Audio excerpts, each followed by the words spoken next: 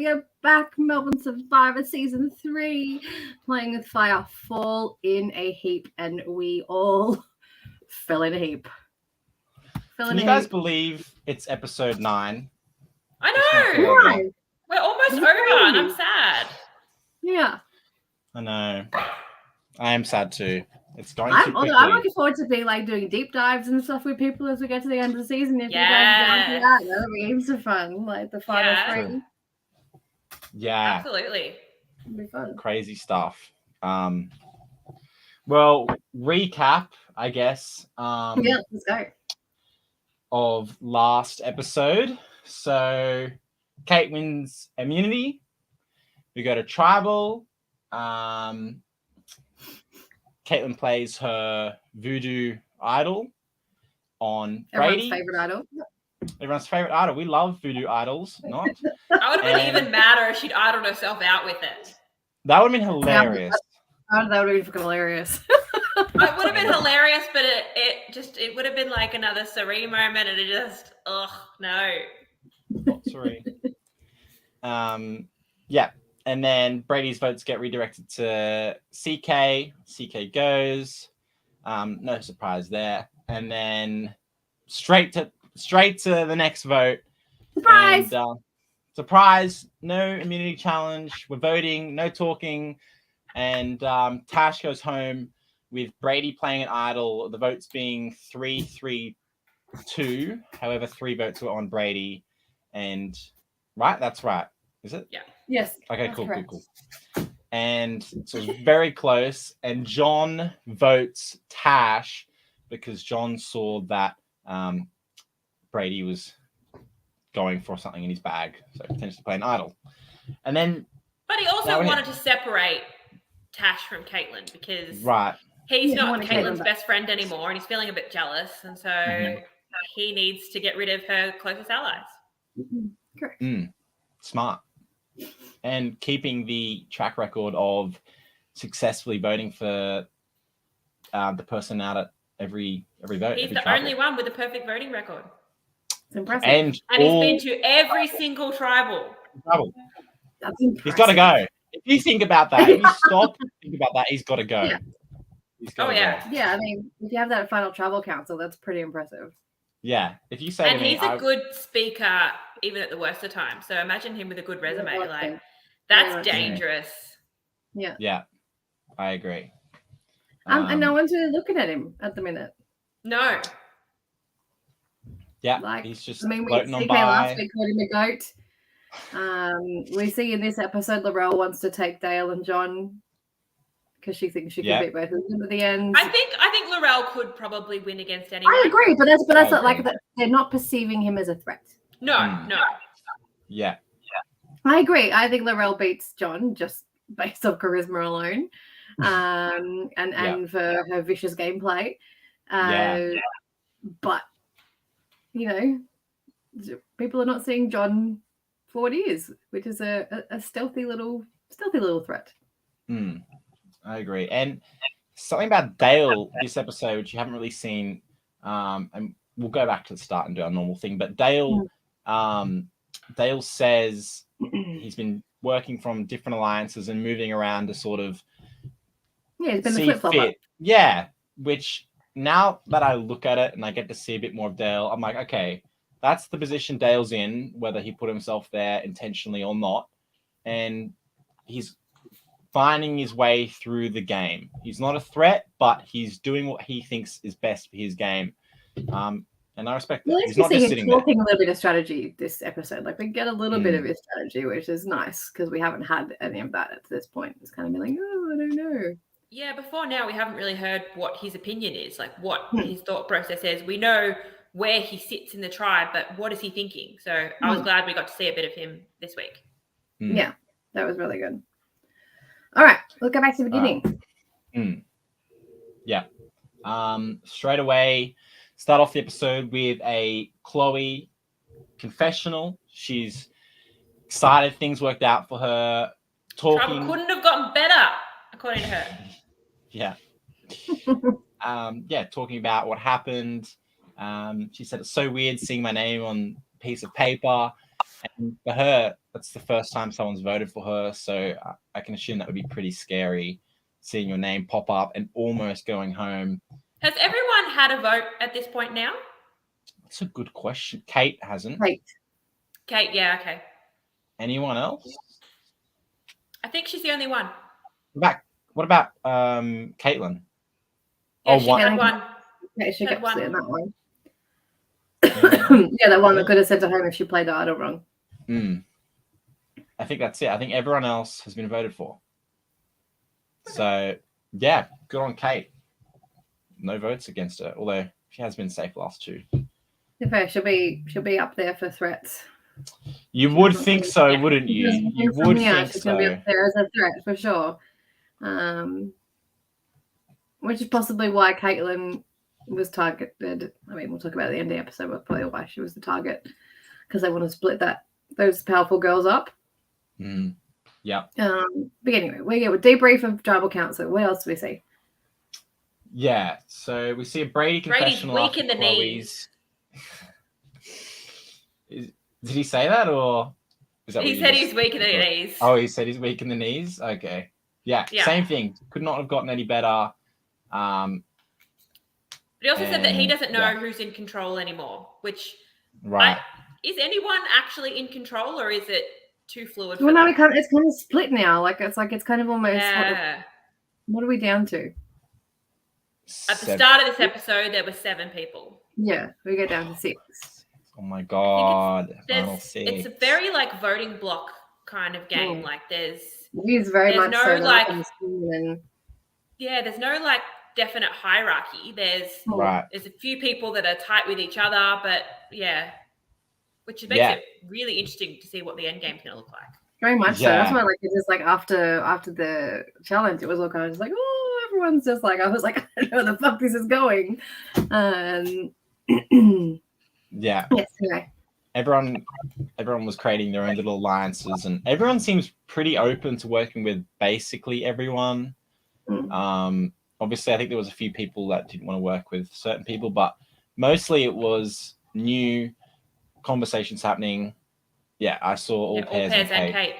Well, yeah, because you had obviously Brady and Chloe. I'm guessing Dale John and Dale, and then Laurel and Caitlin. And then Kate. Yeah. And then Kate. And Kate was close with Tash, so final 8 probably would have been all pairs. Right. Yeah, and I see that as being pretty good for Kate, being someone who doesn't have a pair, because it seems like pairs are being targeted. I mean, obviously we see Brady go later. Yeah, we saw the Max vote. Yeah. If you think it's 2 people that are never going to vote each other out, then do you really want to work with that? But if you can get rid of one of them, not to skip too far ahead, but I think going to the next episode, I don't think Chloe's going to be a target here. I think everyone's going to want to pick her up as a number. Yeah, exactly. As a number for them. Well, we see that in Dale's confessional. Yeah. At the end, we see him say that he's just we want to pick her up as a number. Hopefully she's not too mad at us. Yeah. The thing now is there are so many big players. I see Kate as being a big threat. I see Caitlin, even though her confessionals are fucking amazing, and I love Caitlin. She's a big threat. John's voting record and the fact that he can talk you to a coma. And he's friends with everybody. Yeah. No one dislikes Laurel's got probably the biggest resume so far with just pre-merge massacre. And she's the most in-your-face player. The rest of them are big players. And everybody loves her. Right. Yeah. Yes, exactly. And then at the moment, you've sort of got Dale and Chloe, who, from my perspective, people would be more willing to take them to the end because they think they can beat them. Yes. I agree with that on Dale. Chloe, I don't know. She has shown to be... I think she could be a very dangerous player. I think... she's been pretty comfortable up until now. She's had bigger threats around her. She had a solid alliance with an idol that I do think Brady would have played on her if he needed to. I think now that she's kind of on her own, that she's backed into a corner, I think she could be very dangerous, and I'm very keen to see what she does next. Yeah. I agree. Chloe's definitely underestimated at this point. Hands down, that's the biggest mistake we all made in our preseason predictions. Right. We all had Chloe as either a first or second boot. Yeah, and she could easily not get be completely underestimated her. Yeah. So it'd be interesting to see who she wants to work with moving forward and if that changes from vote to vote. Brady knew what he was doing when he was sorry, Brady. Look, you saw something we didn't. But again, we only get like so many videos, and it's all like kind of pre-game stuff. We're not seeing trailers, a lot of them during the game. That's true. Exactly. So yeah, it's all up in the air at the moment, and it's really anyone's game. I mean, look, if Dale pulls out a Christy Bennett and just blows everyone away, I mean, like, take. I don't think I'll be disappointed with whoever wins. I think it'll be a well-earned win for whoever it is. I agree. Unless something ridiculous happens, like unless someone does something amazing and then gets no votes, I'll probably be happy, I think. Right. Yeah, I could see it being a depending on people's pitch, I can definitely see it being a close final three between two people and then the third person, which personally I think will be Dale getting 0 votes. I think these players are so smart. We're seeing these confessionals from Kate and Brady and Laurel, and we're seeing everyone's confessionals and Caitlin, and they're just analyzing the game and playing really strategic. And Kate is someone who, from what we've heard, was not a Survivor fan, didn't really know much about it. You would not know that from all her confessionals and everything she's saying. She is a very savvy player. Her read is incredible. Just the way she sees it and the way she articulates is just like... Nobody can read her, but she can read everybody. Yeah. I love that. I'd love to see her win, and at this point, I think she does. I change my winner pick every 5 minutes. I've gone through 2 of mine. Mine's still in the game. My winner pick. Your original one is still in the game. Who? Caitlin? Oh wow, that's a good pick. Wow. Yeah. I've got one left of my final 3 because Brady was my runner up. Yeah, my final 3. Max was my 3. My final 3 went out the window last week. Actually, the first 3 merge boots were my final 3. Oh, merge boots. Okay, that's that's fine. At least they all made merge. Unfortunately for me, Rosie. 2 of them didn't go to tribal before merge, so. Jules' final 3 was actually Heap. That's fair. Look, fair. That's a great comment. I love that. Yeah. Oh well. Sucks to suck. Oh, just all right. No, joking. No. Tell me how you really feel. No.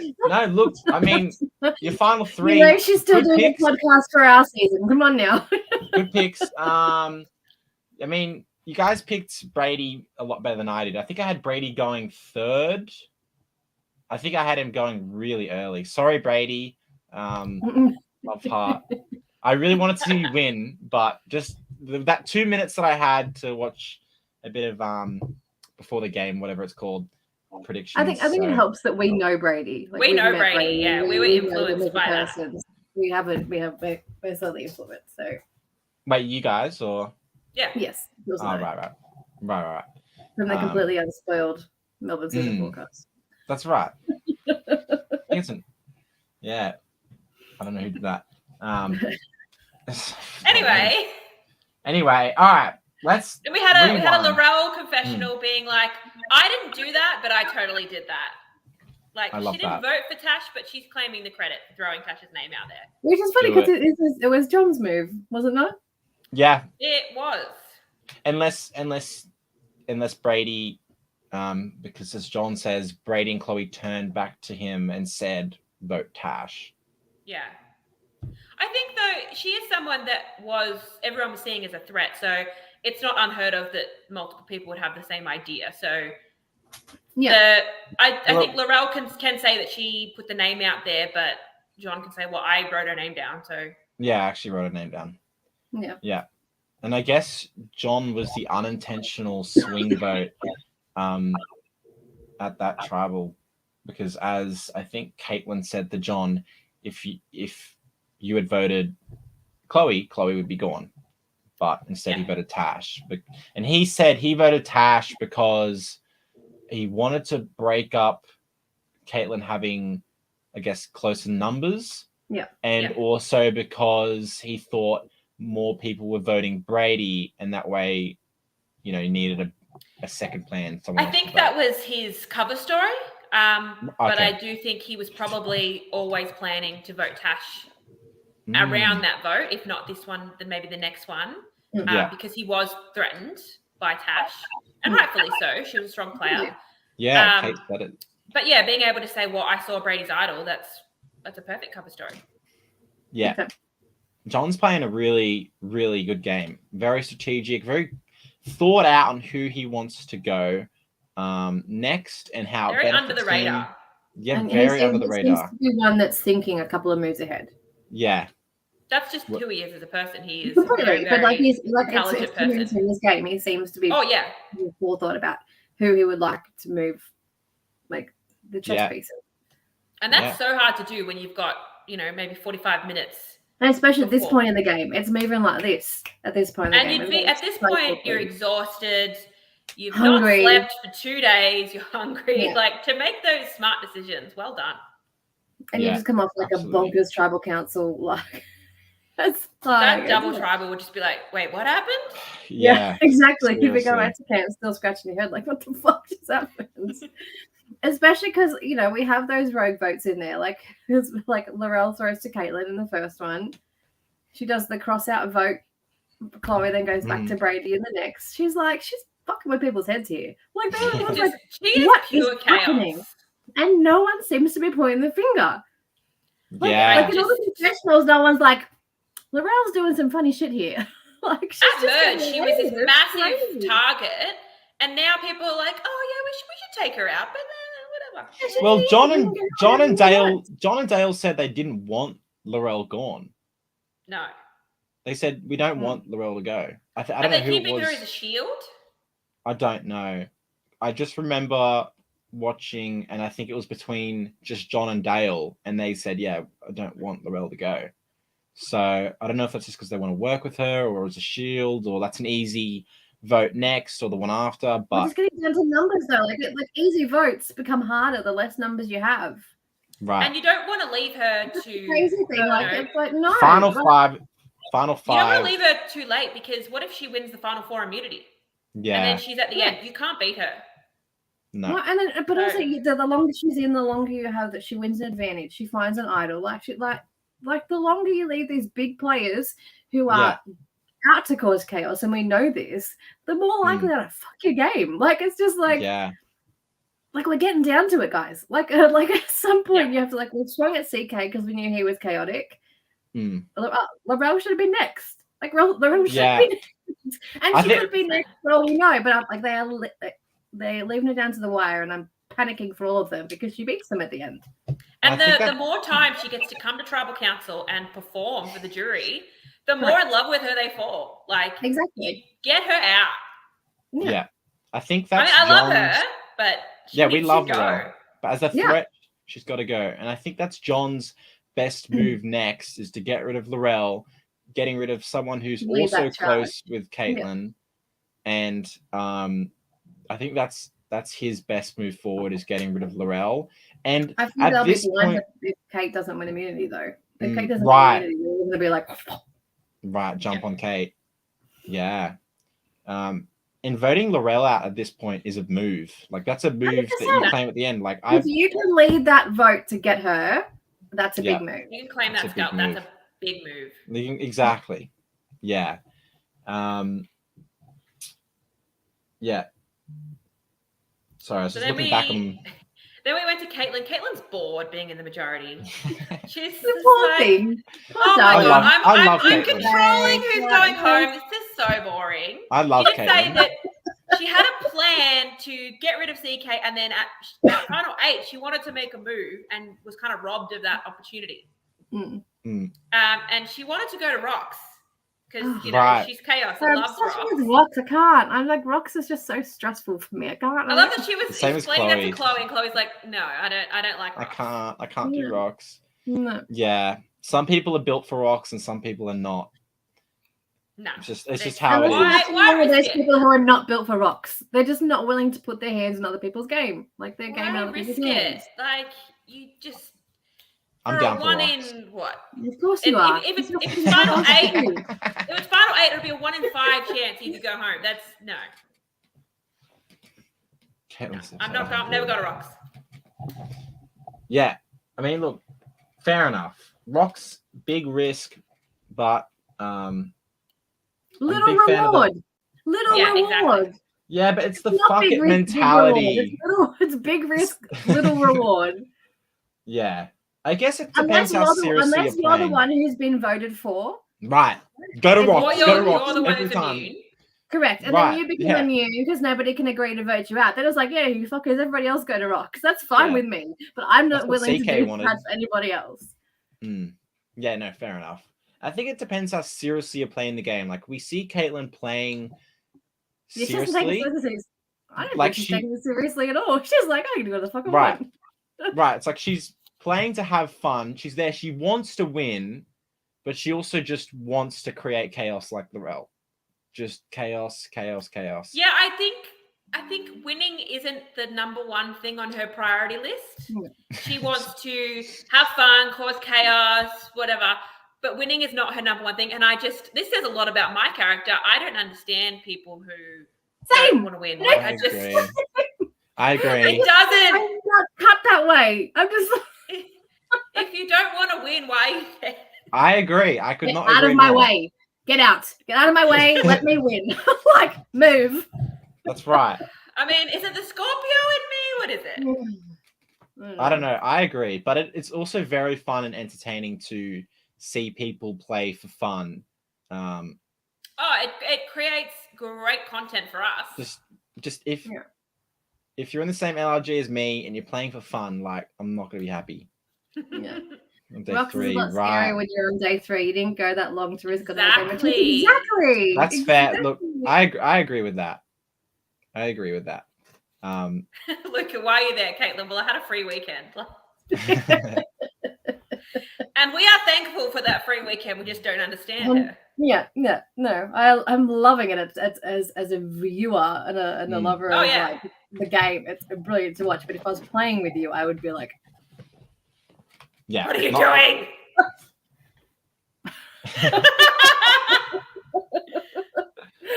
Oh dear. You'd probably get the mum glare. Oh yeah. Yeah. Someone's getting stared down.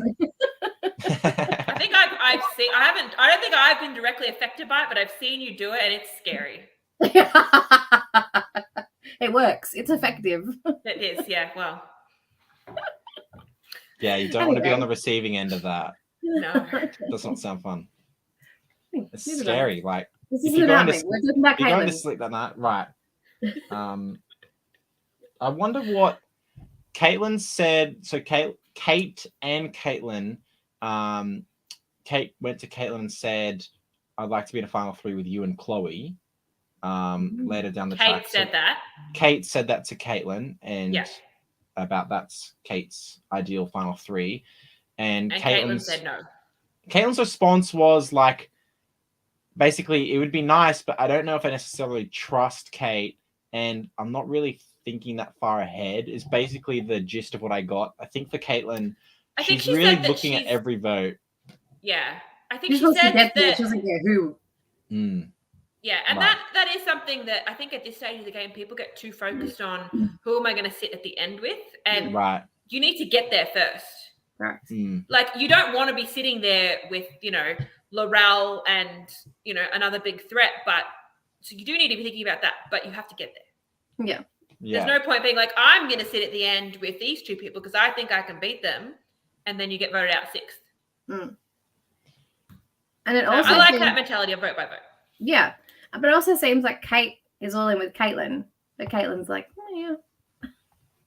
Well, I think she knows she doesn't have a great chance against Kate.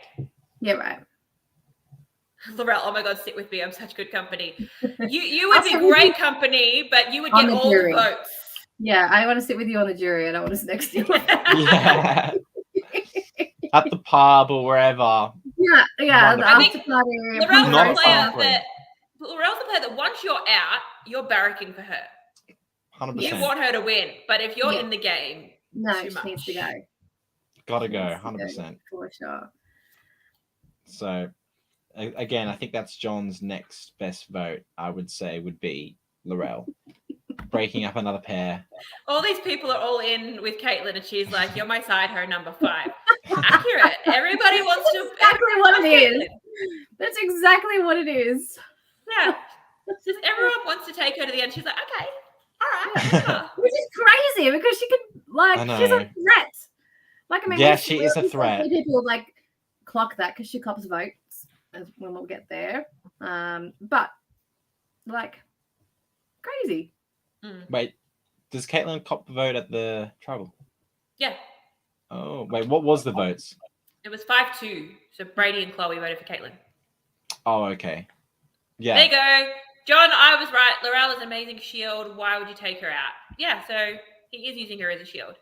Yeah. No, but you're also. But how long do you keep that shield? How long do you keep that shield for? Like, you run the risk of her.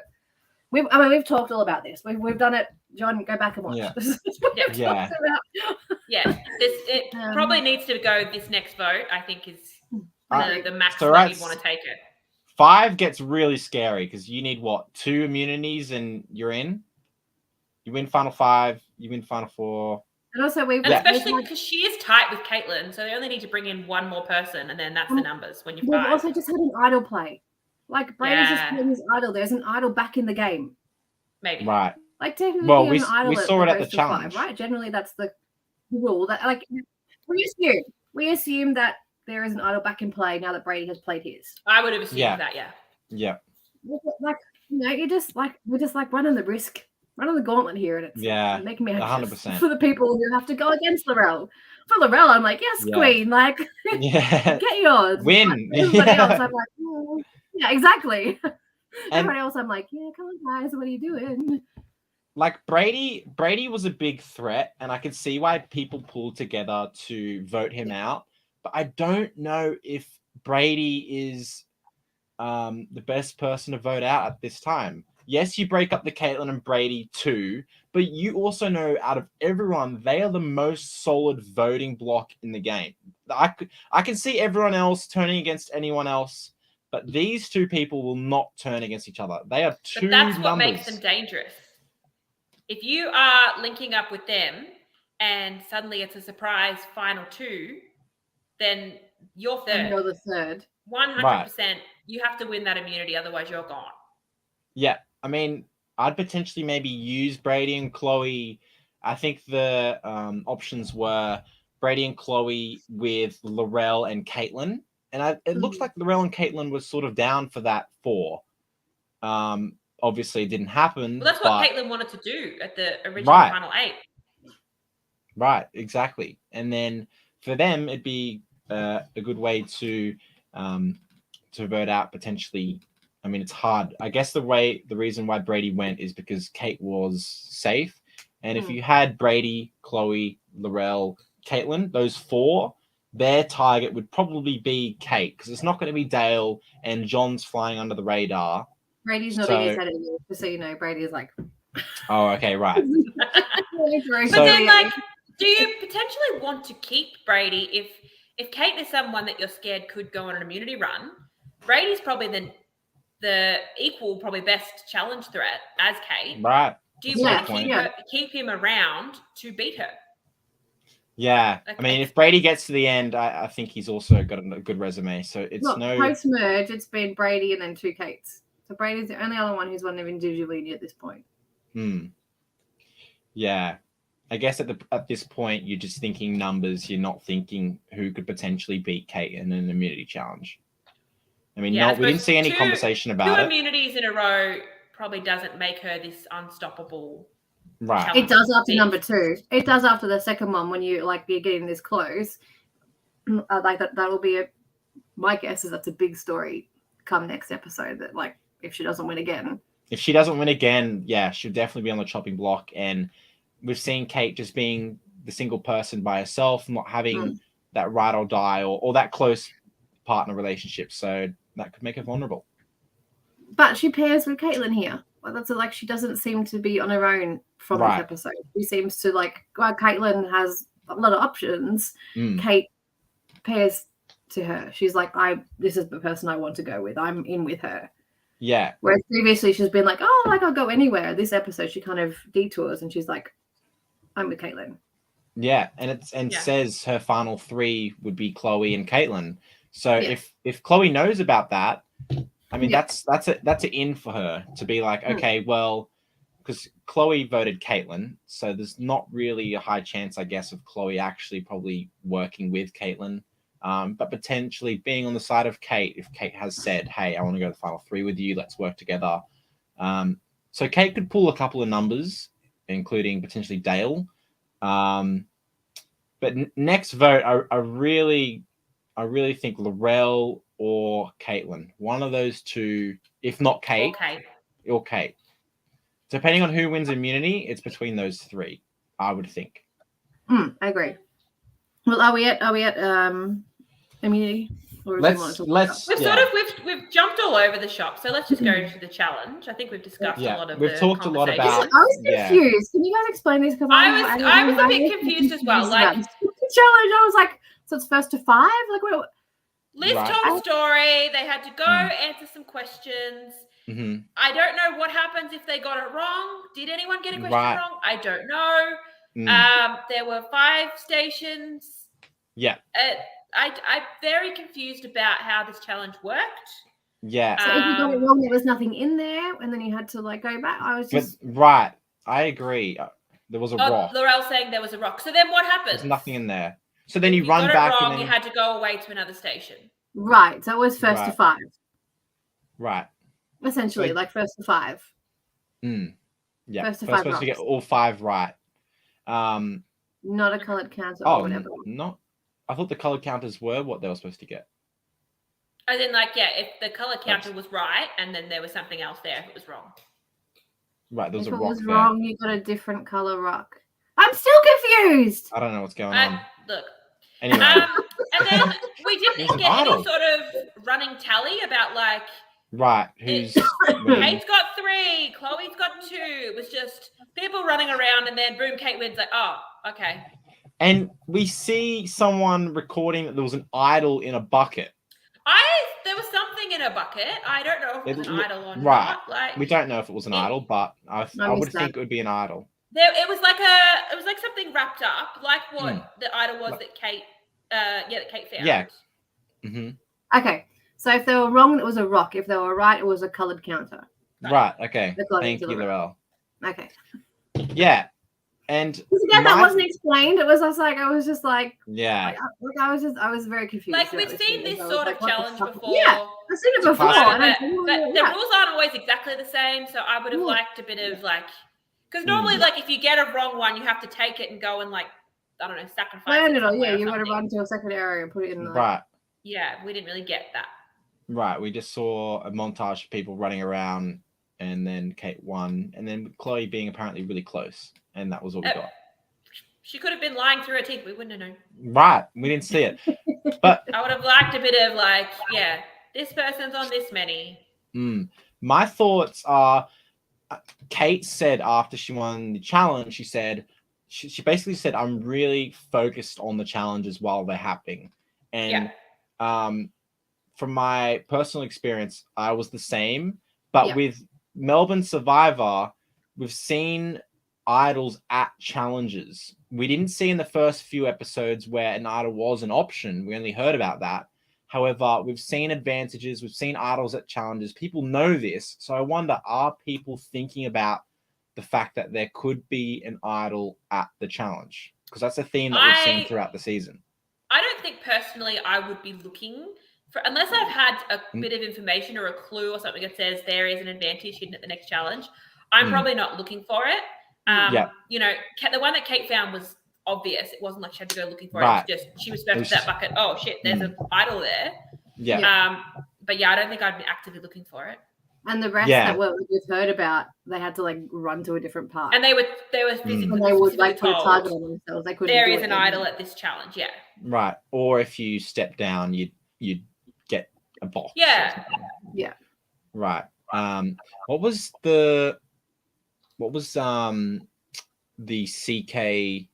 What was? Oh, that's right. Kate's first immunity win.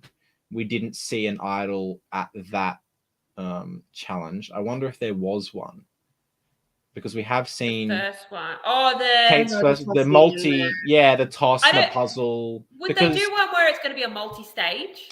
I don't think so. That's a bit unfair. That's like, well, you get advantaged for sucking at the challenge.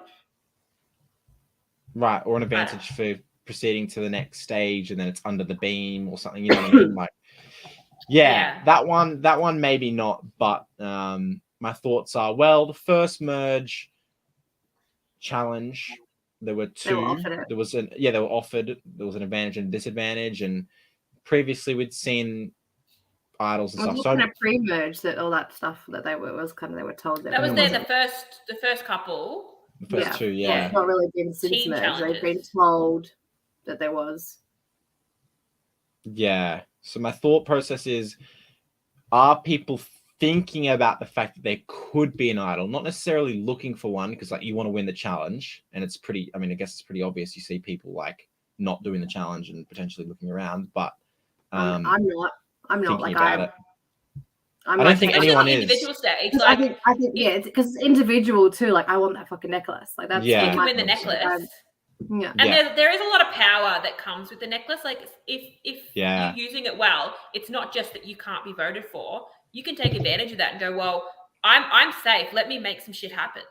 And you might take a bigger risk than if you could potentially be voted out. Yeah. So Brady said everyone had their own bucket with, I guess, the name on it or whatever. And it would kind of suck if it was left in someone's, specific bucket. Oh, here you go, Brady. Here's an idol in your bucket. But we see a couple of quick shots of there being what I think is an idol in a bucket. So I don't know. There was a bucket with a package of some sort. Right, exactly.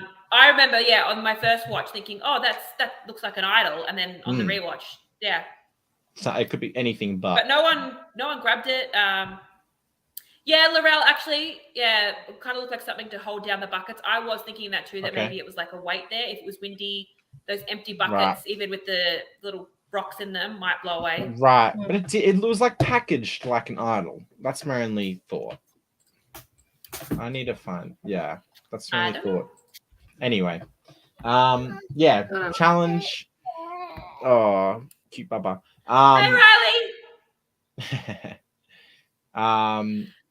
Kate wins again. Bigger target on her back now. Yeah. So, I mean, she already had a target. They already knew. She talked about how she made like a little story with all the stuff that. Bye, Dani. With all the stuff that was in the story. Hang on. Yeah. There's Village Road for these rounds are a blur. Oh, little baby. Yeah. Honestly, it was 2 years ago. It's a blur. It doesn't surprise me. Again, the challenge was a bit confusing. What I like about if people stuff up the description or the explanation of the challenge is a voiceover with shots of the challenge itself. I've just gone back and I'm starting to watch Canberra season 2, and that's what they do really well, is that the challenge is explained with a voiceover, and then you see people like Matt Chang, like doing the dream team, doing the run through. Yeah, doing the run through, exactly. So and that would have been nice. Or in Sydney's case, just have a screen with the instructions written on it. Anything. Like, what the fuck was that? Look, I'm not editing it. And then next, how you doing on a budget? Yeah, that's right. First season. Chloe confessional. I was this close to winning. These thunder thighs didn't travel me far enough. Chloe's got so many iconic lines. I love it. I love her. Seriously, I can't wait to talk to her. I'm hoping that it's Final Tribal that we have her on, and it's more of a deep dive. But I'm eager to hear her takes when she comes on. 100%. I think I have an alliance with the boys. Everyone except Laurel. That's what Chloe said. And then I have next Kate and Brady talking. Brady says, I think the blind side should be Laurel. Yeah. And Kate wants it to be Dale. Right. And then Brady's explanation, his point is like, well, what resumes do these people have? Which might have been something that Kate wasn't thinking about as she was going for Dale. So Brady bringing that up and being like, well, what's Dale's resume? What does he bring to the final three, which is going to get him votes? So not a lot. We have a lot of conversation. Which I love to see the conversations. And why was Caitlin eating chips in her confessional? I'm a bit confused by that. I was like, this is hungry. Survivor. Why do you have chips? She's hungry. Where did she get the chips though? Someone on the crew was like, you guys want chips? Nah, they don't do that. Nah. I want people to suffer. I'm serious. That's what Melbourne Survivor is. It is suffering. Good. You only get food when you win a reward challenge. Brady's saying we all pocketed merge feast food. Okay. Okay, that's okay then. I'll allow that. We'll allow that. Your little children's birthday party. That's right. Whose birthday was it? It was Riley's. Right. Yeah. Never mind.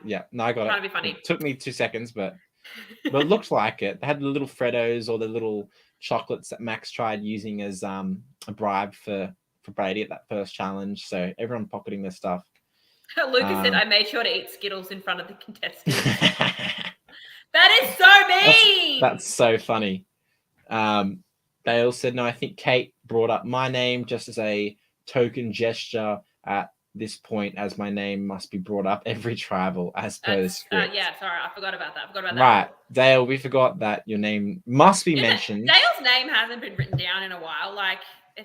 Well, you called it last week. You said that his name wasn't going to get written down at all for the rest of the game. I did say that. I'm sorry, Dale. It's just I'm just looking at how I think the game's going. Look, you don't hear me apologizing for any of my hot takes.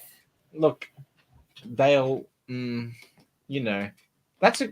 anyway, like, it's good and bad, you don't want your name brought up, but you also want to get to the end and have your name brought up. So Dale's name was written down 2 episodes ago by Brady. Yeah, so there's been 3 tribals since then. That's a record for him. Yeah, it is.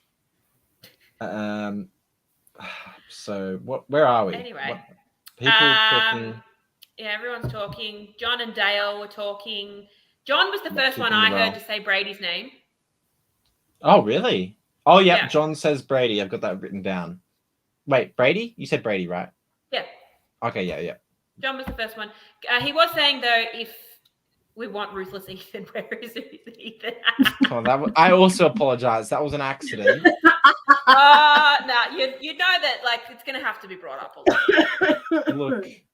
Look, if you're over the age of 25, as we've said, you belong in a nursing home.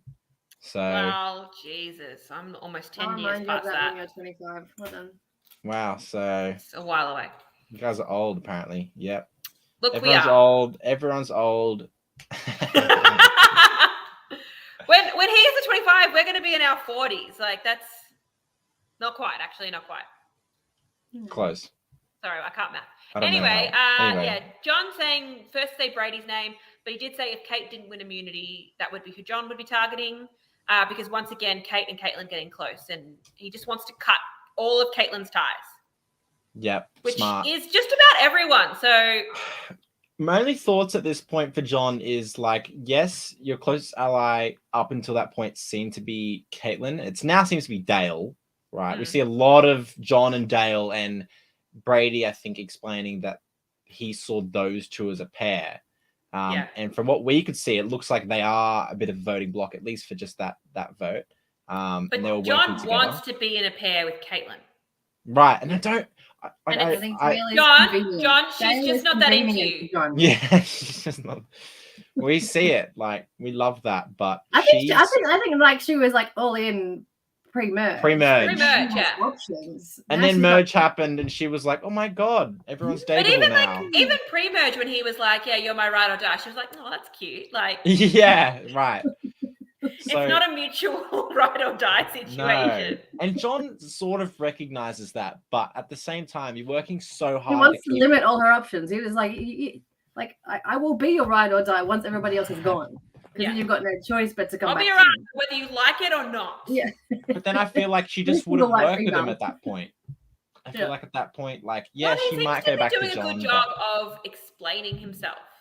Right. You know, like, she's not mad at him for writing Tash's name down. Right. John, I was hooking up with Chloe by night of day 2, hence wanting Brady out too. So you want all the young girls. That's I read that so wrong. Just like, what are you doing? I thought John was talking about actually hooking up with Chloe. Right? I think that's what he meant. We know it's. He wanted Brady out to be closer with Chloe. Like, he wants the 21-year-old girls. That's right. He's got a type. He knows what he's after. That's okay. Yeah, that's fair. All right, you do you, boo. Yeah. Caitlin's confessional with the chips. She says she likes Kate, but doesn't want to go to final tribal with her. People like her. She speaks well. She's been winning challenges. And that's when she says the thing about she's more focused on just getting there and not worrying about who with. Yeah. See, Kate confessional. She says, Caitlin and I are tight, and I trust her, and I'm fine with this. And I put in brackets immunity. They'll take me out. So she's talking about she knows Kate's she's vulnerable. Fine right now. Yeah, but she's going to be vulnerable moving forward. And and I've got a bunch of conversation. Brady talking to Laurel. Looks like Chloe has gone and made an alliance with Dale and John. Is that conversation where Brady says, like, hey, Chloe's made this other alliance, but I've sort of made an alliance with you and Caitlin. So it's a bit tough at this point. We don't really see a conversation of Brady and Chloe coming together and be like, what are we doing? What's happening? Like, we don't actually see Brady being like, I'm in real danger. I think I'm going. We just see the conversation. The first time in like 5 episodes. Yeah. It was a shorter episode. Yeah. But it's interesting that, like, it shows how close these two are, because they've both gone off and made their own alliance, but made sure to include the other in it. Right. Yeah, Brady's confessional sort of by each other's moves, which is amazing. Like, Brady sums it up in his confessional. He said he made an alliance with Laurel and Caitlin and included Chloe in that. And then Chloe made an alliance with Dale and John, and she included Brady. So it doesn't seem like either one was planning on turning on the other. It seems like they like made themselves a swing vote between the two other pairs, and then Kate's just chilling. Yeah. Yeah. Got a couple more conversations before tribal. Laurel. Kate had a really good confessional. Sorry, you go. So Laurel's iconic. Another iconic professional. Yeah. 3 things that are big about my game, my threat level. 3 things are big about me, my game, my threat level, and my ass. My ass. My ass. What a queen, seriously. I know. What were you saying, Jules, about Kate? Kate had a confessional that really showed what we were talking about before, how good her reads are. She's saying that with Dale and John, they always come to her, but they never offer a name. Yes. They always say, what do you want to do? And they just say, yeah, we'll go with that. They don't offer anything to the conversation. And I think that's for 2 reasons, because they trust you and happy to do whatever move you have, or it's because they don't have another name besides you. Yeah. Right. I think, she is really perceptive. She knows exactly what is going on. Yeah, I love that. She doesn't trust those two as far as she can throw them because they don't offer anything. And it's what CK said earlier about Kate, is that she was really hard to read. Yeah. Like, you never really could figure out what she was thinking or where she was going or what she wanted to do. And that's what we see at Merge, is like she's sort of playing both sides. And CK said, I can't really get a good read on her, and I can get a good read on everyone. Yeah. So that's just like some personality, trait I think that she has, some unique skill. So at least it's good. It seems good within the game, but I guess we'll find out. Kate had been the name before Tribal. So would everyone have ganged up Like Right. were they all like in like unanimous vote, like as she was so threatening, or were there been a split there? And then as no wonder it's a scream, you don't know what the fuck's happening if like the one person everyone agrees on wins immunity, then it's like, oh shit, now who do we turn on? Yeah. Yeah, now it's making me think like if Kate goes next and then we get to are we at 6 That'll right be fine. now? We're at 6 Then now. we get to 5, then it's Laurel, and then it's between John, Dale, Caitlin, Chloe. And at that point, the biggest threat would either be between Caitlin or John, leaving Dale and Chloe in final 3, and then I think Chloe. I think yeah, Chloe's more of a threat than you give her credit for. I agree. Yeah, I think Caitlin. I think with Chloe, we're gonna. I think Chloe and John could be a toss-up here, depending on how they pitch. I agree. Yeah. Depending on how Chloe pitches, that'll be really important. All right. Is there anything else before we move to tribal? Should we get Brady in, or do you guys want to talk about tribal quickly? Yeah, no, bring him in. I would talk about tribal first. You want to talk about tribal first? I didn't write anything down. Can we you didn't write anything? You No, had Annabelle standing in the background in her dress, and then CK walking in another dress.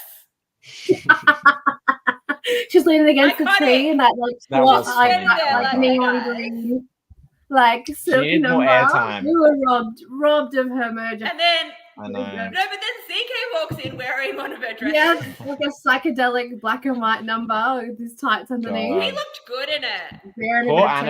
Poor Annabelle, he probably stretched it out. She probably had to throw it out after that. I mean, look, I think she, as Luca's saying, she was determined to make sure her jury outfits were seen. Good on her. Respect. And then meanwhile, Tash walks in just wearing that same jumper that she'd worn the whole game. Yeah, she clearly washed her hair. She looked good. Yeah, her hair looked good. Great. Yeah. All right, I'm going to bring Brady in. I'm going to bring Brady in. Bring Brady in. But my kids are having a meltdown, so I'm going to bring Brady in and disappear again for a second. Brady! Hi, Brady. Hey! How's it going? Devastated to see you go. Me too. I was also very devastated to see me go. Even watching it back. Because it's like, when you watch it live on YouTube, it failed at that exact moment when I was getting voted out. YouTube just my God. Nah. Right, that's right. Yeah, Dani said that YouTube didn't like it either. They were like, no, this is wrong. I'm going to protest. 100%. So at what point did it freeze? Like, as the votes are being read, or?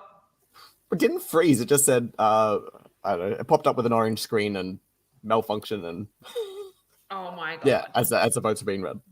You had to go through it twice. Was there a part of you that was like, maybe I'm remembering this wrong. Maybe I did go further. Maybe I am the winner. I mean, I was hoping.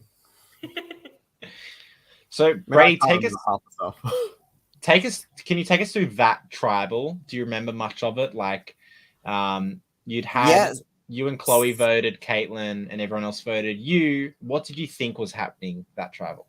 I was pretty confident it was me. It was a moment I had with Chloe just before the tribal, and I've gone to how is it that we've gone through as this a power couple and no one's looking at us? And that's when I've gone, oh, wait, no. And so I was sitting through that tribal going, it's me. And you see Chloe whisper to me, and she's telling me to go from Laurel to Caitlin, and she's like, go tell Dale. And I just sit there and I'm like, no, there's no point because it's me. And I think I do eventually tell him like 5 minutes later, but yeah, I was just like, no, I'm gone. And you sort of see I'm just sitting there I was pretty content that I was happy with where I was. It's not like the last tribal where I was like eating up on the inside of this, do I play my idol? When do I play it? I don't know what to do. Yeah. That was freaking me out. Whereas this one, I was much more calm and content. I was like, yeah, I'm happy to go here. I wasn't happy to go the last one. What was that like? Because you found the idol on the start of the first day, like when the game started, and you had it all the way through until final 8, and then you play it. What was that like holding it the whole time? Obviously, you didn't go to tribal pre-merge, but you held on to the idol for a very long time. Was that a big relief for you after? A little bit. It was always on my mind, and because it was just sitting in my bag, you always sort of had that fear of someone seeing it. And there's actually one point at swap And as we were swapping, everyone's like picking up their bags, and Annabelle's just sitting there, just tearing through my bags, like, "Oh, whose beanie is this?" and blah blah blah. And I'm like, "Oh my god, she's gonna see it!" I was like freaking out because it was sitting on top of my bag, and yeah, I like freaked out at that moment. I thought for sure she saw it and she knew about it, but then she was off to another tribe, so I'm like, "Oh, I don't know what is going to happen here." Wow. But yeah, it was always on my mind. It was one of my early things. If we went to tribal, I probably would have tried to use it early to swing myself probably rid of Annabelle, because she was a threat to me, because I'm very not assertive and she is very, very social, and she was just the opposite of my game, and yeah, she was my biggest threat in my eyes. Like, I couldn't compete with her. So she was my early target. I thought the only way I'm going to get rid of her is to use the idol. And so I'd sort of planned that. It's why I'd set the seeds early. Not that any of this was made the edit, but one of the first things I did with my alliances was I shared with CK and Chloe about the clue to the rock idol, which I 100% mistranslated. In my defense, the thing was there's a rock sitting on top of that parchment. So I just read that as parchment, rock. There it is, sitting over there. I'll go get that rock now. And so I had this stupid little rock that I was carrying around with me. And me and CK were constantly looking at it going, how could this possibly be an idol? And eventually, to at least try help bridge the trust between me and CK and bring CK into my pocket and away from Annabelle, was I picked up the rock and I just threw it away. I've gone, no, I'm done with it. That idol's null and void as far as I'm concerned. And so It was more or less never spoken of from then. No. Part of me thought that maybe someone else had already grabbed it and just put like a random rock on there to make it like a thing. But at that time as well, I'd also found like that clue and the other idol within 10 minutes of each other, and the flint. So like I find in finding all these things, Ma sees me find one thing and she's chasing me down like, "Oh, did you find something?" And I'm like freaking out because I don't even know what's in there, and I'm like, no, and I run away. And I find the flint like 5-10 minutes later, and I'm like, oh my god, I don't know what to do with all this stuff. And I'm just like, everything. I've literally yelled at one of the camera crews. I've gone, I can't find this damn pot and flint or whatever. I need to go vent at a confessional. And I like stormed off with them and I'm like, okay, now I can actually read all this stuff. And that's where you just see me sitting there going, all right, this is this one. This is this one. Yeah. What was the like decision behind looking for idols? And obviously everyone was looking for flint and stuff. That was the whole point of the start of the game for your tribe, is not having flint and having to look for it. But it seemed like rice and everything. Right. And it seemed like you were more off on your own.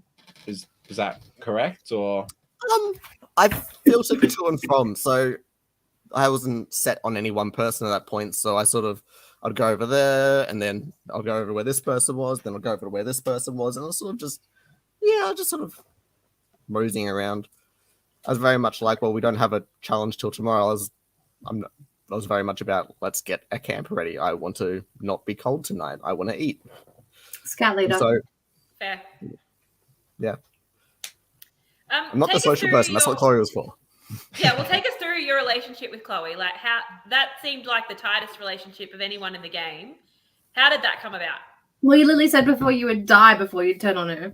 Yeah, no, it just sort of happened. The two of us were picked as like the fire starters in that very first challenge, and then I just sort of stuck with her from there onwards. And just throughout the weekend, we just sort of grew closer and closer, and then we weren't separating. And she sort of complemented my game nicely. Like, I would come up with my strategic thoughts, and then I'd send her off to go push the social element of that. Yeah. Do you think Chloe's being underestimated at this point in the game? Yes. I agree. That's easy. No, she's got a lot going on. She's very good. And then when did you tell her about the idol? So there was the rock idol that I mentioned, which I told her and CK at the same time. That was on night 1. Mm-hmm. I didn't tell her about the other idol till day 2, but I sort of talked about it at the same time, because I talked about using something. to get rid of Annabelle. What else would that be other than an idol? But I hadn't like convinced myself that I was tight with her on night 1. So I hadn't fully told her, but I sort of laid seeds to sort of bring her in, as well as CK. But yeah, I didn't properly tell her about that one until day 2. So, do you remember who you were sleeping next to on the first night? So I had Chloe on one side of me because I used her legs as a pillow. And then on the other side of me was, I think it was Rosie, actually. Okay. I think as Dani brought up a few episodes ago, that the sleeping where people slept on night 1 actually played out with who worked with who. And no, that's not the merge. Oh, merge. Okay. The merge as well. So it's like the merge I had looking. Okay. What was your big like plan? Because we see you playing a good game pre-merge. We get to see a lot of your like thinking. We get to see a lot of like, okay, you bring in Chloe. You and her are obviously really close. You tell her about your idol. We have discussion that solidifies your relationship. And then we get to see your thinking into, okay, if we go to tribal, what's my best play and stuff like that. So what was your plan if you had gone to tribal with this new yellow after the swap and pre-merge? With new yellow, it was stick yellow strong. As much as I went to every confessional going, I cannot wait to get rid of CK, I was fully in my alliance. Like, there's 4 of us, 3 OG Reds. It made sense to stick with them. Because CK was always going to go in as a giant shield as the enemy of everyone. Who would have the first red have been? Kate, Dale, or Tash? Dale. Dale, 100%. Were you part of the group gaslighting Tash? Oh, yeah, for sure. But poor Tash. She was so cranky. At the same token, though, at the challenge where they had all the crates and the walking crates, me and Tash sat out of that challenge. And as soon as Tash said she was out of that challenge, I'm like, yep, I'm out too. And I took that opportunity to talk to her because I'm like, oh, now everyone's distracted that banned that conversation's over in the challenge, not watching us. And we got like a 20-minute long conversation. Which when Tash said on her podcast was like, oh, the first time I spoke to Brady was that night at Merge. I'm like, no, we had this whole conversation. I'd set this up. Like, what are you on about? So, she didn't remember. Yeah, she didn't remember much. I'd fully set all this up, and then the Merge night was just locking it all into place. But obviously I didn't. I thought I was much tighter with her than I apparently was. So, do you think it actually would have been advantageous for your, whether it's OG yellow or new yellow, to have gone to tribal before merge? Because that way you actually get to see who's working with who. Yes, you have the majority yellow, and you get to go to a vote and actually solidify, okay, we voted together, this good, this builds trust. Do you think that would have helped your game at merge if you had gone to tribal? Yeah, because, well, depending on when we went, if we went before the swap, depends on how that could have been a real messy one. I don't know where that would have gone. I think that would have been very messy. I would have loved to see that. Yeah, I know CK is pretty adamant that it would be me or Chloe, but I'm also pretty adamant that me and Chloe would have gone and talked to Laurel, and we would have very quickly clicked together on, hang on, CK said your name, but CK said your name, and we would have quickly realized he's playing against us, and we would have either targeted him or targeted Maxa Annabelle to hurt him. Yeah. So I'm not fully convinced on his pre-swap theories, but when it comes to CK, all of his theories he thinks are absolutely bang on, so there's no arguing with him. Post-swap, it would have been a red that would have gone home. I can't really see the yellows going, so it would have only been advantageous for us to go to a tribal.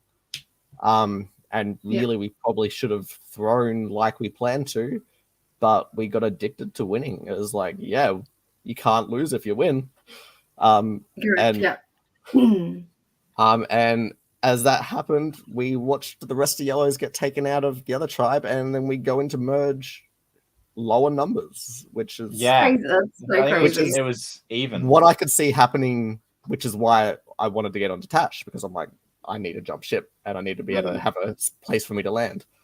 That's why I started working the angle with Tash from a couple of rounds before merge, and then that's why I spent so long with her. I found like this hidden dark corner away from everyone else that I like had her uninterrupted for a solid half hour merge night. Like I really was trying to work her and get something going there. But, and then, sorry, go Jules. No, had you thought about, so this is at the point where you got voted out, had you thought about who you were wanting to sit next to at the end if you got there? There was a confessional that I did, and I don't know if it made the edit, but it made my trailer, where I've gone, shit, I'm in the wrong alliance, and I've just run away from the confessional. And that's where I was sitting there going, all right, well, I've got two options here. I've got this Caitlin Laurel alliance that I've got and made, and then Chloe's got and made her Dale and John alliance, and like, who do I want to sit with at the end? I've gone, not Laurel and Caitlin. That's I'm dead there, and that's where I've gone, shit, I've made the wrong alliance. I need to go change. Yeah, right. And I literally run away from the confessional. Good, you gotta do what you gotta do. Just imagine the person filming you being like, wait, what? He's gone, all right. That is exactly what happened. And if you go way back to my reveal trailer, you see that moment. That happens in that one. Now that you've said it, I do remember you saying that. So does that mean you would have, gone and had Final Four with Chloe, John, and Dale? I would have tried to. I mean, I don't know how far I would have got, but yeah. Sounds like a good Final Four. You win in that Final Four. It would have been hard, though. I feel like I would have been targeted by them fairly quickly as well. So, yeah, I don't know. Yeah. I think, is it you that we see? I think it's at merge, where you're talking to Kate and you say your game is in my hands. Or no, it's talking to Tash. Tash. You said that to Tash? I said that to Tash because that was me sort of locking in previous conversations, and I wanted someone to land when I jump ship. Right. So by that vote, Chloe had said to me, I don't want to be with CK anymore. I was like, I can't vote with him anymore. I'm like, I'm so done with that. Which is why I voted for Dale, knowing that it probably wasn't going to land anywhere. I mean, I was hopeful, but I assumed that wasn't going to be anything. But in my eyes, it was like, I can at least show to them, I'm not with these guys. Take me in.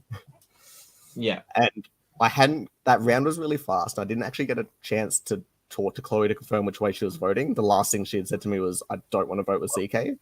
So had I talked to her and found out, yeah, she was still voting with them, I probably would have actually stuck with them. Right, that's when you voted Dale. Yeah, but because I hadn't cross-referenced that vote with her then, I'm just like, no, I'm just going to jump and hope for the best.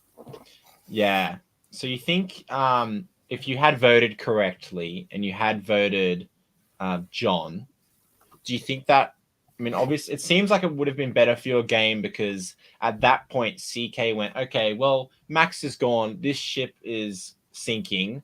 I'm throwing Brady under the bus. Do you think he threw your name out there harder because it was either you or Chloe that voted Dale?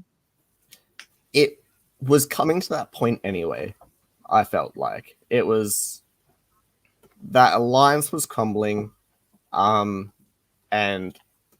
even if I'd stuck that round, I probably would have tried to jump the next round. So, I don't think it would have changed much. And I think if you are going to jump ship, I think doing it before that first vote is probably a good thing because you don't want to look like you're jumping just because it's gone that way. So I think you made the right call there. I mean, it sort of worked, I guess, because you got Caitlin there playing an idol for me. Right. So I'd done the bare minimum enough to at least let them throw a fishing line out to me for me to grab and tow over. It's just, I didn't make anything of it. Well, mostly because I'd made one alliance, Chloe made another alliance, then those two alliances went and talked to each other, gone, these two are targeting blah, blah, blah, blah. And it just made it look like we were targeting each of the other, so it was easiest just to get rid of us. Yeah. Obviously, alliances and friendships and relationships sort of just come naturally within the game. Do you think being as tight as you were with Chloe was actually a hindrance to your game? I'm not saying that anything negative, but just the fact that you were targeted so directly because you were so close with Chloe. Yeah, but at the same time, I don't think I would have wanted it any other way. Yeah. My game experience was amazing because of it. I wouldn't change it. Yeah. Good answer. I like that. Yeah. Awesome. I love a ride or die. Yeah. Oh, we love a ride or die. Especially when the two of you are giving so much content. Like, we were loving it. After you played your idol, we discussed that, we would have thought that another one went into the game. Was that the thought that was going on around camp, or were people looking? After CK went, no one really looked. We assumed that there was a merge idol somewhere. Whether someone had it or whether it was there, I don't know. But we just assumed there was a merge idol. Like, why wouldn't there be a merge idol? There's been a million other idols popping up throughout the game at challenges and various other places. So the assumption that there's idol there, but the rounds were so quick and fast that there was really no benefit to go look for them. Yeah. You needed as much of that talking time as possible. Yeah, 100%. I guess it's much harder to look for advantages the deeper you get because it just goes so quickly. Yeah, it was. I mean, I believe it was there. I don't actually know if it. I believe there was one there. I don't think it ever got found though. From what we've been told, the voodoo idol was the merge idol. Am I getting that right? Like, or was there another one? I don't know. We haven't seen one. Speaking of the voodoo idol, Brady, we see it work in your favor. Yeah, I love the voodoo idol. I don't know what everyone's talking about. Yeah, we want to know. To be fair, no, hang on. Even if she hadn't played it, CK had the majority of the votes. Yeah. That vote was freaking me out. I was tossing and turning that whole time. Chloe was very much like, don't play it, don't play it, don't play it. And I'd even actually made this little plan where if I didn't play it and I got voted out, I'd like kick my bag over to her and just not pick it up as I walked off so that she would just then casually walk away with my bag. So we had that plan in place so that if that didn't happen, she had the idol. It was there. Nice. Good. I like that. But it's the whole, like, would you rather go home with an idol in your pocket or incorrectly play one? I think I'd rather incorrectly play it than go home with it. Yeah, and that's the thing that was killing me. It was like absolutely eating me up inside. Like, I didn't want to have that, go home with that. And I didn't want to go home knowing that I had this protection because I felt like it was just a waste of holding on to that for 2 days. So that's why I eventually screw it, I'm just going to play it. And then before I could do that, Caitlin was already up. CK was already up. Everyone was already up. And I was like, well, but I got to sit back down and just see what happens here. And that worked massively in my favor because it probably at least kept me another episode. Yeah, exactly. Save you from playing your idol. It was brilliant. I guess it confirmed for you that you needed to play it at the next vote. Yes. Oh, yeah. That Big was time. 100%. That was easy. Yeah, it took out any doubt. John, anxiety paralysis making you stand up slower. Well, it's a good thing it did. Yeah. Absolutely. Yeah. No complaints there. So is there any part of your game that we didn't really get to see or anything that you remember that's noteworthy that you want to share, or even just your experience as a whole? I know you just said you've enjoyed it, and playing with a ride or die like Chloe sounds like it'd be a lot of fun.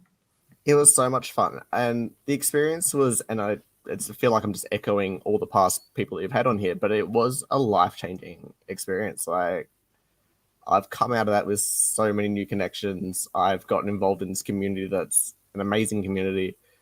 And then as you'll eventually get to see for season 4, I had a lot of fun with that.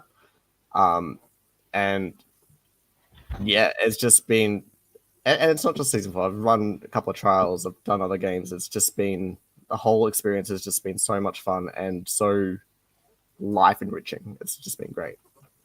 Yeah, Ethan, like you won't be complaining about any of the challenges on season 4. You'll be you'll be keen for them. They were all awesome. Maybe about the results of some, but not. That's always how it is. I understand that. The challenges themselves, though, you'll be like, "Oh my god, that's awesome! Incredible!" Great. I can't wait. Yeah, it was doing this sort of stuff that within weeks I was like talking to Liz, Josh, and Vince, and like, I've got this idea, I want to do this, and they were like, yeah, just join. Just be part of the group. That's great. Would you play again, Brady, if you got asked back on Melbourne or potentially another LRG or anything like that? Absolutely. I would 100% play again. I would love to play again. To any of the other creators watching, here I am. It was so much fun. I think I much prefer live games over orgs. I did a couple of those, and it's just not my thing. I'd much prefer that live physical element of it. So yeah, I think that's more where I'd like to stick to. Yeah, absolutely. Well, for my own personal greed, I'd like to see you play again. You're lots of fun. Very, very strategic, very smart. CK had good reason to be throwing your name out there as you were a massive threat, and then played an idol successfully. And I don't think we've seen anyone actually do that in this game. So kudos to you for that. Thank you. As I've been listening to you guys, it's just I loved hearing all your guys' thoughts because I've honestly spent 2 years doubting my game purely because I got voted out the first chance I wasn't immune, and that just weighs in for like so long. And so watching it back, hearing you guys talk has just been like validation. Yeah, no, but that's also like you shouldn't take that as something that's bad. For the fact that that's the only time they can get you is when you're not immune, is like incredible. Like but that's how incredible is that you've always been a threat. You were a threat, and they couldn't do anything about it, and then they finally did when you had nothing left. Yeah, like that's incredible. Kudos to your game. Like, so I'm sorry that you spent 2 years doubting yourself, but I'm glad that you've come out the other side of it with a bit of positivity. No, it's been great. The whole experience then was great. The whole experience now is great. It's the whole experience in between has been great. It's amazing. A wild, continuous journey. Yes, that is. Fun fact though. So the very next day, so we were up till I didn't go home till midnight Sunday night. The next Monday, I was on a bus with 55 other children, and I was on a week-long scout camp with 3,000 7 to 10-year-olds for that week, and it was the hardest week ever. I was meant to spend the weekend setting up camp, but I'm just like to the other leaders, all yours, I'm off, bye. But the whole debrief process, the whole like talking to everyone's the group chat just goes off. But it's not just the group chat, it's 20 different individual chats as well. Yes. and also then the 10 like small group chats. You've got all the individual chats, you've got smaller group chats, you got group chats that peel off from another group chat because you don't want to talk about one person. Another group chat. Yeah. It's a lot. And you're playing through all the what ifs and what if this happened, and it was just the longest week trying to supervise all these children and deal with all those various mental emotions, and it was my god. A lot. Don't recommend. Need like a week off afterwards. Yeah, there's a lot. There is a really, for me, even with Sydney being like, 12, 13 hours, I think I thought pretty consistently about the what ifs for about two solid weeks. Like it's been 8 months since I filmed. Yesterday. I did a what if to the Sydney group chat yesterday. Right. I was like, what if this had happened? Like, I've been talking about this with this person, and what had happened if we had done it this way? Like, it was like a year later, and I'm like, hey, what about this? Yeah. I still think of what ifs from my season, which was 8 months ago. They're still coming through now, and it's been 2+ years. I think, it's definitely bound to resurface once people see stuff. When you're seeing it again. Absolutely. Yeah. Yeah, 100%. Luca took a week off. And he wasn't even playing. Don't blame. Fair. I wish I did. Yeah, anyone watching this, if you're going to play an LRG and you haven't yet, take the next day off work because your phone's going to go At nuts. least one. At least one week. Just to mentally... And you're exhausted too. Yeah. I didn't want to see people for like the next year, I swear to God. I went back to work. I went back to work the next day, having just had like 6 or 7 weeks long service leave. And everyone's like, why are you so tired? I'm like, oh, I've had a big weekend. I've done nothing for 6 weeks, but this weekend it went off. Yeah, by the time I weighed myself a week later, 8 kilos lighter I was. Oh, wow. 8 kilos? Yeah, it was insane. But that was also like COVID belly, so yeah. You're right. I hadn't done anything for the last 12 months. Yeah. So it was... Fair enough, just like all of us. Luca, I drove home. I drove like 2 hours to get home. Fuck that. Yeah, Maddie P drove me home. It's not safe. No, but I was also like, we need to leave now because you're going to be too tired. It's very true. Post game's a thing. Yeah. Yeah, crazy. And like you said, if it's going off now, it's because again you're rewatching it. You're seeing confessionals you didn't know people had. You're seeing people who aren't active in the group chat. You're seeing finally getting their thoughts, their processes that you haven't had for 2 years, and like kind of makes you reconsider everything that you've already spoken about. There's like the possibilities are endless. The various regrets I've had in the game that have suddenly disappeared upon rewatching. I'm like, I don't regret that anymore. That's great. Fantastic. That's great. That's exactly what you want. Most of my regrets up until a few weeks ago revolved around Mom. Like, I should have done more with her. I should have kept her. I should have talked to her more. I should have done something. I should have used an idol or done something to save her and keep her in that game. But then watching it all back, seeing how tight she was with her swapped red, I'm like, that wouldn't have helped me. That would have just given them another number. Yeah. Glad I didn't keep her. Would have probably actually So it's actually kind of good watching that going, I feel so much more justified in that. Yeah. And same made the right decision. I had no idea she actually voted me for that round that she voted for me in. Whereas I was feeling so guilty that I was voting her out. And she had voted me, so I'm like, okay, I don't care about that anymore. Great. Because all through that tribal, she was actually like, every time I looked down the line, she'd be mouthing off to me going, no, you're safe, you're fine. And she went and bloody voted for me. That's what you do when someone's got an idol. She didn't know that. That's true. It's so funny. So, Brady, is there anything else that you wanna say, or even just like a little maybe that you would say to people wanting to play and wanting to apply? I know that as you said, it was a life-changing experience, and I'd say the same thing. I think Dani and Jules would as well. And it really shows that if you can come out of the game with a good mindset and really allow yourself to create closer relationships with people that you played with, you share such a full-on experience. It is just a game, but it is a game with people's heart and emotion and your soul, and everything's into it. So if it's you so could much say, more than a game, though. Yeah, because it plays with every part of your emotions. It plays with every part of your body. It's not just a game. It is like a full-on experience, a traumatic one at that. But absolutely, trauma bonds. But how many nightmares did all of us have after it? Or was that just me? No, I did. But bonds you create with people, like even people that I didn't talk to in game, became so much closer with after the game. I'd go hang out with them and become great friends with them, and it really is such an experience that you can't describe to anyone until they've done it. Yeah. And I recommend it for anyone and everyone, and that's why I got so involved after the game, because all I wanted to do was give that to more and more people and give that experience to more people, because I think everyone should do it. Yeah. Even if you're not like a huge, like you don't have to be like a Survivor game bot and love, like be obsessed with the game. Like the four of us are, we like all love all things Survivor. But like, I mean, do it for the game. I mean, but yeah, there's maybe some people who are just are like kind of casual fans, or like, oh, this is a fun experience. That like you get like they're the people I find like that give the most, because it's like they're just like, look how well Kate is playing.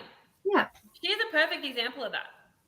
Yeah, you don't need to be a game player to have a great weekend, and it's such a cheap weekend for what you get out of it. Exactly. Really.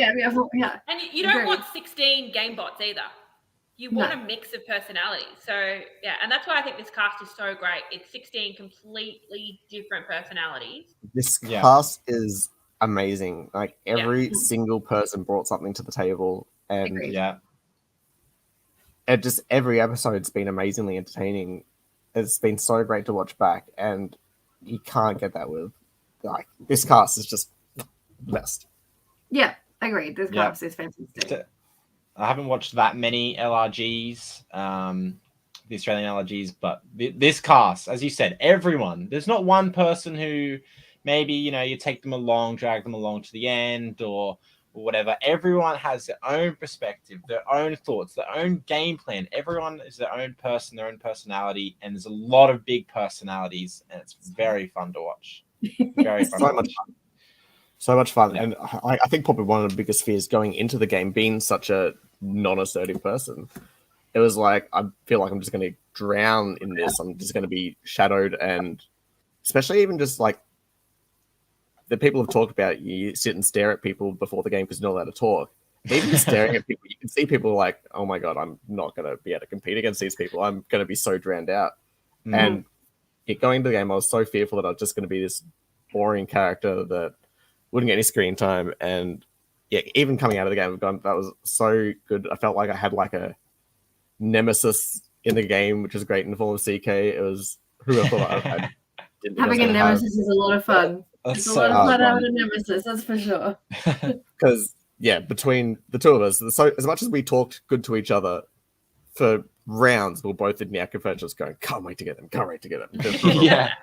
So it was a great secret nemesis. It was the whole experience is great. Everything about it was great. It was so much more than I was expecting it to be.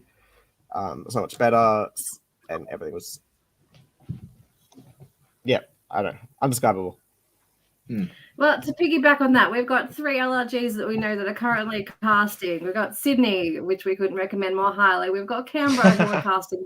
And did I see season 2 of Sydney is going to be a 2-day game now? Yes. It is. Because I thought season 2 was going to be a 1-day game. No, we're doing 2. Canberra is casting. Brisbane season 2 is casting. There are some incredible LRGs out there. So even if you're watching this after the fact, if you're watching it now, apply. The 4 of us could not rate it more highly. And then you may... don't think that you can't do it. If I can do it, anyone can do it. Everybody can do it. You do not have to have any certain skill set to compete and do well. It's for everybody. So we couldn't recommend it more highly. We are going to call it there. Brady, stick around. We'll have a chat with you. But everybody else, thank you so much for tuning into us. Like we say, we're having so much fun. I love that you guys are loving us. And we will see you guys. Well, episode 10 is this Saturday. Final 6. We are in the run to the end, which is very, very exciting. I will try to watch live so I'm not missing anything. But we will see you guys back here next Tuesday, 8:30. Lots of love, guys. Bye. Bye. Good night.